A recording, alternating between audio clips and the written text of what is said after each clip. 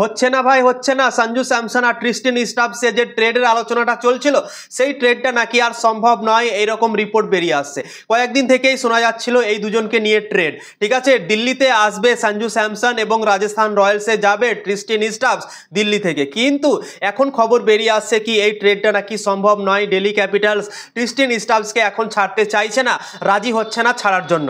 কেননা জয়দিন থেকে এই খবরটা বেরিয়ে এসছে, দিল্লি ক্যাপিটালসের ফ্যানরা অনেকটা নিরাশ হয়ে গিয়েছিল কি ট্রিস্টেন স্টাবসের মতো প্লেয়ারকে কি করে দিল্লি ক্যাপিটাল ছাড়তে পারে, যে একটা অসাধারণ ব্যাটসম্যান, ফিনিশারের রোল করে, দুর্দান্ত খেলে মিডল অর্ডারে, তার হাতে অনেক বড় বড় শট আছে, সেই প্লেয়ারকে কি করে যেতে দিতে পারে দিল্লি ক্যাপিটালস। এই নিয়ে সবাই আলোচনা করছিল এবং সবাই শকও হয়ে যাচ্ছিল, অবাকও হয়ে যাচ্ছিল কি এত সুন্দর একটা প্লেয়ারকে কেন দিতে যাচ্ছে দিল্লি ক্যাপিটালস রাজস্থান রয়্যালসে।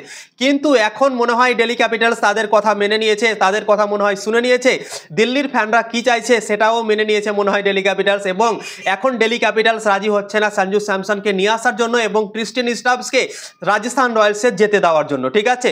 তো সঞ্জু স্যামসন যদি না আসে দিল্লি ক্যাপিটালসে তাহলে কিন্তু দু তিনটে দল এক্সাইটমেন্ট হয়ে যাবে। একটা হচ্ছে কেকেআর, একটা হচ্ছে সিএসকে এবং আরো দু একটা দল হয়তো ইন্টারেস্ট দেখাতে পারে। কেননা সঞ্জু স্যামসন অকশনে আসবে, তোমরা তো জানো সঞ্জু স্যামসন যদি ট্রেড না হয়, অন্য কোনো দলে ট্রেড করে না যায়, তাহলে কিন্তু সে অকশনে আসবে। অকশনে আসলে পারি সঞ্জু স্যামসনকে নিয়ে অনেকটা দল তাকে নেওয়ার চেষ্টা করবে। দুটো দল তো 100% কনফার্ম যাবে, ঠিক আছে। একটা হচ্ছে কেকেআর, একটা হচ্ছে সিএসকে। কেননা সিএসকে দলে উইকেট কিপার ব্যাটসম্যান প্রয়োজন আছে, কেননা মহেন্দ্র সিং ধোনি আর কতদিন খেলবে না খেলবে, ফিউচার হিসেবে সঞ্জু স্যামসনকে নিতে চাইছে তারা। শোনা যাচ্ছে কি 2026 সালটাও নাকি মহেন্দ্র সিং ধোনি খেলবে।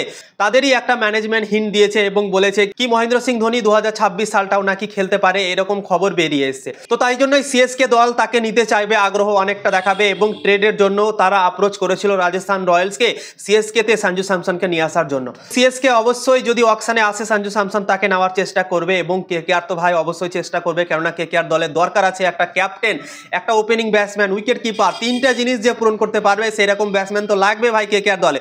কেকেআরও কিন্তু রাজস্থান রয়্যালসের সাথে ট্রেডের জন্য আলোচনা করছিল। রমনদীপ সিং, আঙ্ক্রিস রঘুবংশী এই প্লেয়ারগুলোকে চেয়েছিল, তোমরা তো জানো, খবর দিয়েছিলাম তোমাদেরকে।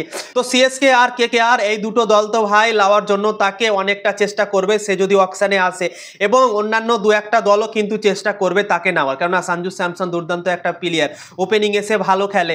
ভারতীয় দল থেকে যতদিন থেকে ওপেন করছিল সে ভালো খেলছিল, কিন্তু সঞ্জু স্যামসনকে ওপেনিং থেকে ভারতীয় দল সরিয়ে দিয়েছে এবং সঞ্জু স্যামসনের মনে হচ্ছে কি টি-20 ক্যারিয়ারও শেষ হয়ে যেতে পারে ভারতীয় দলে, এইরকম বোঝা যাচ্ছে, ঠিক আছে। তাকে ড্রপ করে দিয়েছে ভারতীয় দল প্লেইং 11 থেকে, 5 নম্বরে তাকে খেলার সুযোগ দিচ্ছিল, কিন্তু অস্ট্রেলিয়াতে একটা ম্যাচে ফেল হওয়ার জন্য তাকে ড্রপ করে দিয়েছে ভারতীয় দল। তো সঞ্জু স্যামসনের হয়তো টি-20 ক্যারিয়ারও শেষ হয়ে যেতে পারে ওপেনিং থেকে বাদ দেওয়ার পরে।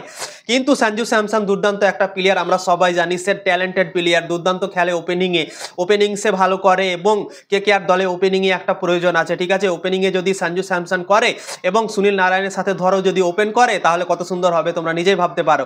তো তাই জন্যই সঞ্জু স্যামসনকে কেকেআর দল অবশ্যই চেষ্টা করবে যদি সে অকশনে আসে, এবং চেন্নাইও চেষ্টা করবে, এবং অন্যান্য দু একটা দলও কিন্তু সঞ্জু স্যামসনকে নেওয়ার চেষ্টা করবে ভাই। তো সঞ্জু স্যামসনকে নিয়ে যে ট্রেডটা হতে চলেছিল দিল্লি আর রাজস্থানের মধ্যে, সেই ট্রেডটা নাকি আর হচ্ছে না, এরকম রিপোর্ট বেরিয়ে আসছে। তো ইনফরমেশন যদি ভালো লেগে থাকে অবশ্যই লাইক শেয়ার করে দেবে।